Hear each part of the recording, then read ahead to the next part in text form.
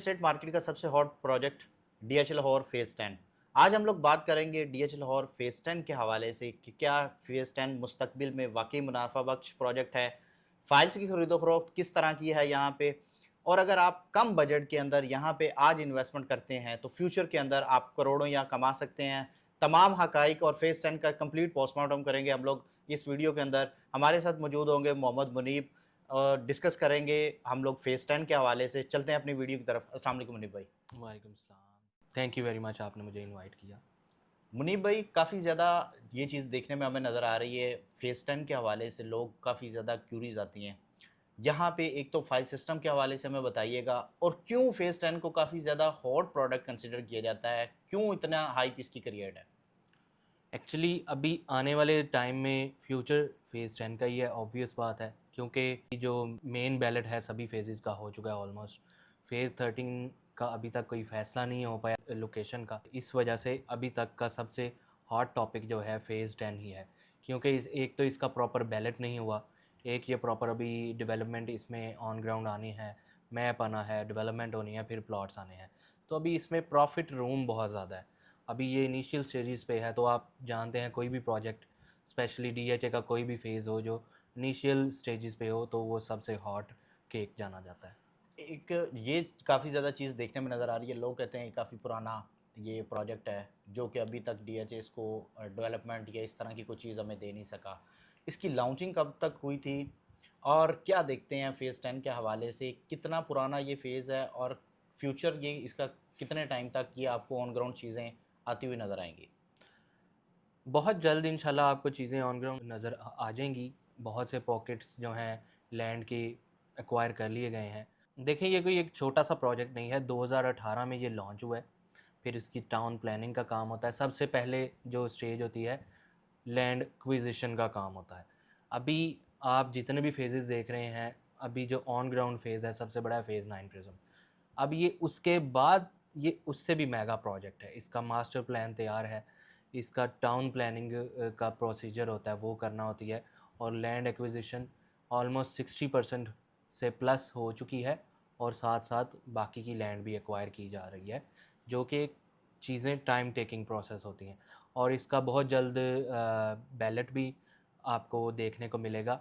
ये 2 से 3 फेजेज़ में इसको बैलेट किया जाएगा। ये 3 टाइम्स ऑफ 9 प्रिज़्म है। ये कोई छोटा-मोटा प्रोजेक्ट नहीं है, ये कोई 2-3 ब्लॉक्स का प्रोजेक्ट नहीं है, इसमें मल्टीपल डिस्ट्रिक्ट्स देने जा रहे हैं, तो टाइम तो लगता है। एक अगर आप चाहते हैं एक शाहकार, तो उस शाहकार को बनाने में वक़्त तो दरकार होता है। यहाँ पे एक और चीज़ हमने पिछले साल दिसंबर के अंदर देखा, डीएचए ने अनाउंसमेंट की कि यहाँ पे हम लोग इंस्टॉलमेंट पे फाइल्स देते हैं। काफ़ी ज़्यादा ओवरसीज़ क्यूरीज़ भी इस हवाले से लोग काफ़ी ज़्यादा ईगरली वेट कर रहे हैं कि डीएचए इस तरह की कोई चीज़ अनाउंसमेंट करे, हम उसमें पार्टिसिपेट कर सकें। आप क्या समझते हैं, क्या रीज़न्स थी कि वहाँ पे ऐसा प्रोजेक्ट अभी तक डीएचए की तरफ से अनाउंसमेंट नहीं हुई? आइदर वो डीएचए की इंटरनल कोई मामला थे, या किसी और रीज़न की वजह से ये सारा कुछ हमें देखने में नज़र आया? डीएचए ने ऑफ़िशियली कुछ भी अनाउंस नहीं था किया ऐसा। जी, मीटिंग में सजेशंस दी गई थी ऑथराइज़्ड एजेंट्स से और स्ट्रेटेजिक पार्टनर्स की तरफ से, तो उस पर डीएचए ने गौर फ़िक्र करके एक प्लान शेयर किया था मीटिंग में। उन्होंने ना अपनी वेबसाइट पे लगाया, उन्होंने ना अपना किसी पेज पे प्रमोट किया इस चीज़ को। हाँ, एक बात आपस में एक मीटिंग में हो रही है, तो उधर से रूमर्स आपकी मार्केट में आ गई, और वो जो एक मीटिंग के दौरान जो पिक्चर्स या प्रेजेंटेशन थी एक प्लान की, उसकी पिक्चर्स मार्केट में आ गई। तो वो तो देखें, जब तक डीएचए एक चीज़ को ऑफ़िशियली अनाउंस नहीं करता, ऑन नहीं करता, तो वो ऑफ़िशियल चीज़ नहीं होती, वो ऑफ़िशियल अनाउंसमेंट नहीं होती। अभी तक डीएचए ने ऐसा कुछ भी प्लान नहीं किया। सोच रहे थे इस पे, लेकिन चूँकि डीएचए ने अपनी हिस्ट्री में भी कभी इंस्टॉलमेंट पे, डीएचए लाहौर में स्पेशली, कोई ऐसा प्रोजेक्ट नहीं दिया, एक्सेप्ट कि जो चंद कोटा उनका नॉन स्टैंडर्ड प्लॉट्स का रह जाता है, वो 2-3 साल बाद जो कुछ प्लॉट्स निकलते हैं, 5 साल बाद, लेफ़्ट राइट कोनों में फेसिंग ड्रेन, ये वो मुख्तलिफ फेजेज़ में चंद प्लॉट्स इंस्टॉलमेंट पे आते हैं। उसके अलावा अभी तक, या फेज़ 7 ओवरसीज़ ब्लॉक के अलावा, डीएचए लाहौर में अभी तक कोई भी इंस्टॉलमेंट पे डीएचए ने अभी तक चीज़ नहीं बेची, और फ़िलवक़्त अभी डीएचए का कोई प्लान भी नहीं है। इसका मतलब है जो हमें पेमेंट प्लान दिया गया था, जो डिफरेंट सोर्सेज़ से हमें आ रहा था, वो सब तमाम चीज़ें फ़ेक थी। उसको फेक नहीं कहा जा सकता, उसको ये कहा जा सकता है कि उस पे सोच विचार चल रही थी, वो चीज़ें डिस्कशंस में थी। लेकिन एक चीज़ डिस्कशन में होना और एक चीज़ अप्रूव होके बाहर आना, दैट इज़ अनदर थिंग। ये ऑफ़िशियली इसको अभी प्लान को सिर्फ़ प्लानिंग ही चल रही थी, इसको अनाउंस किया ही नहीं गया था। एक और चीज़ हमें देखने में नज़र आई कि लोग इसी सब चीज़ों की डीएचए की, क्योंकि प्लानिंग वगैरह डीएचए कर रहा था, उस हवाले से इंस्टॉलमेंट पे के एक्सपेक्टेड था कोई चीज़ आ जाएगी। मार्केट में हमने देखा कि लोगों ने अपनी हाइप क्रिएट करते हुए अपनी ही फाइल्स को डीएचए के नाम पे सेल करना स्टार्ट किया। उसको आप कैसे देखते हैं? वो तो देखें सीधा-सीधा फ्रॉड है जी। वो कल को बंदा आपसे इंस्टॉलमेंट्स लेके भाग जाए, तो उसकी क्या गारंटी है? वो फिर आपका पर्सनल अगर कोई उससे लिंक है तो आप इतना एतबार उस पे कर सकते हैं तो आप करें।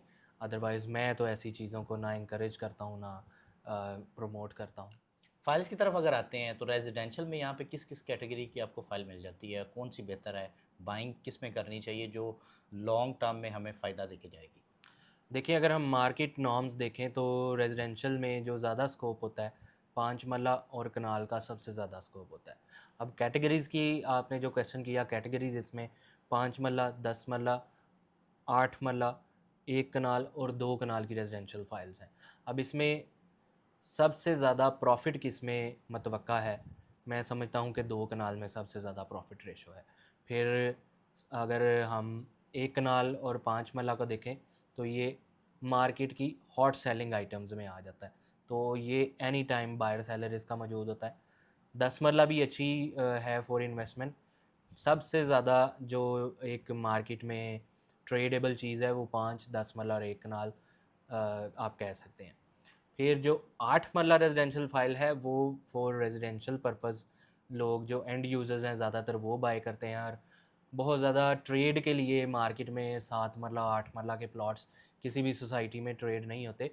इन्वेस्टमेंट अपॉर्च्युनिटी ये अच्छी है। तो अभी तो बहुत इनिशियल प्राइसेस पे है, अभी ये इन्वेस्टमेंट के लिए भी अच्छा है।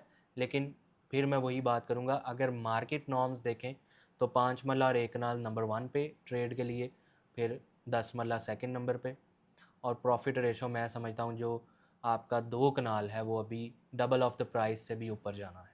आप क्या समझते हैं, अगर फ़ेज़ 10 में फॉर इंस्टेंस मैं इन्वेस्टमेंट करता हूँ, कितना टाइम मुझे वहाँ पे उसको होल्ड करना चाहिए? और उसके साथ-साथ क्या मुझे बिफ़ोर बैलेट उसको सेल कर देना चाहिए जब प्राइस पीक पे होती हैं?